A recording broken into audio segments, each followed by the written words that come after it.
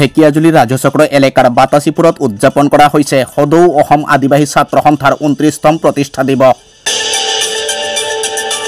উল্লেখ্য যে সদৌ অসম আদিবাসী ছাত্ৰ সন্থাৰ ঢেকিয়াজুলি আঞ্চলিক সমিতিৰ উদ্যোগত শোণিতপুৰ জিলাৰ অন্তৰ্গত বাতাসীপুৰত উদযাপন কৰা হৈছে সংগঠনটোৰ 29তম প্ৰতিষ্ঠা দিৱস। পুৱা 7:30 পতাকা উত্তোলন আৰু 9 বজাত বন্তি প্ৰজ্বলন কৰি উক্ত প্ৰতিষ্ঠা দিৱসৰ অনুষ্ঠানৰ শুভাৰম্ভ কৰা হয়। সদৌ অসম আদিবাসী ছাত্ৰ সন্থাৰ প্ৰতিষ্ঠা দিৱস উপলক্ষে আয়োজন কৰা মুকলি সভাৰ অনুষ্ঠানত উপস্থিত থাকে সদৌ অসম আদিবাসী ছাত্ৰ সন্থাৰ কেন্দ্ৰীয় সমিতিৰ কোষাধ্যক্ষ শচীন দাস, শোণিতপুৰ জিলা সমিতিৰ কাৰ্যবাহী সদস্য দয়ালু বাগ, ইলিয়াজাৰ ধানুৱাৰ, ঢেকিয়াজুলি আঞ্চলিক সমিতিৰ সভাপতি শিকদাৰ কিষাণ, সম্পাদক দীনেশ তাঁতী, উপ সভাপতি ৰাজু তাঁতী, বাতাসীপুৰ প্ৰাথমিক সমিতিৰ প্ৰাক্তন সভাপতি কষ্টু তাঁতী, ঢেকিয়াজুলি আঞ্চলিক সমিতি আৰু বাতাসীপুৰ উপ আঞ্চলিক সমিতিৰ নেতৃবৃন্দৰ লগতে বাতাসীপুৰ প্ৰাথমিক সমিতিৰ বিষয়ববীয়াসকল উপস্থিত থাকে।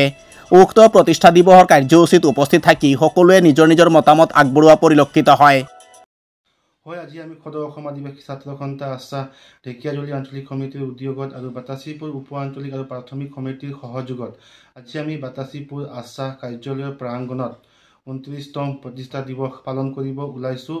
আৰু এই আমাৰ আছা সংগঠনটো লখিমপুৰ জিলা জানুবস্তি গাঁৱৰ 1996 চনৰ 2 জুলাই তাৰিখে জন্ম লাভ কৰিছিল আৰু তেতিয়াৰ পৰাই আমি প্ৰত্যেক বছৰে 2 জুলাই তাৰিখে প্ৰতিষ্ঠা দিৱস হিচাপে পালন কৰোঁ। আৰু ইয়াৰ প্ৰতিষ্ঠাপক সভাপতি আছিল স্বৰ্গীয় জাষ্টিন লাখৰা আৰু প্ৰতিষ্ঠাপক সম্পাদক আছিল সন্মানীয় জোচেফ মিন্স ডাঙৰীয়া। আৰু আমাৰ আছা সংগঠনটো আমাৰ আদিবাসী জনগোষ্ঠীৰ প্ৰাপ্যৰ কাৰণে আৰু আমাৰ আদিবাসী জনগোষ্ঠীটোৰ বিভিন্ন দিশত বিভিন্ন ক্ষেত্ৰত আগবঢ়াই লৈ যাবৰ কাৰণে এই আছা সংগঠনটো জন্ম লাভ কৰিছিল। আৰু আমি আদিবাসী ছাত্ৰ সন্থা হিচাপে শৈক্ষিক দিশত, ৰাজনীতিক দিশত আৰু সামাজিক দিশত আৰু বিভিন্ন দিশত আমাৰ আদিবাসী জনগোষ্ঠীটোক আগবঢ়াই লৈ যাম বুলি আশা ৰাখিলোঁ।